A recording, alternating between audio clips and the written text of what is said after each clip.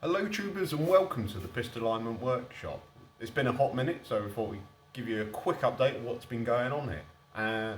All this is a new secondary workshop. As you can see, we've got bikes in already. It's in the process of building up. I'm stood in front of the workbench now, a bit more room. There is a bike ramp centre aisle. This is a Yamaha XT350 and then two Ninjas at the back. Yes, so we're going to be alternating between shops now, the traditional one with all the big machinery in it, and then this one which is going to be a bit more of there's slightly more room to operate in this one, so we get the chance to continue our projects that we started this year and now going into the next.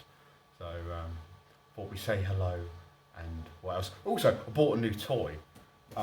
Due to the weather being, winter now, I've got myself a Noco charger that I'm going to do a little unboxing on, and that's going to be wall mounted in between these two as they're like set for winter now, and going to be in here with a trickle charger on to keep them maintained, but I'll let you know about that.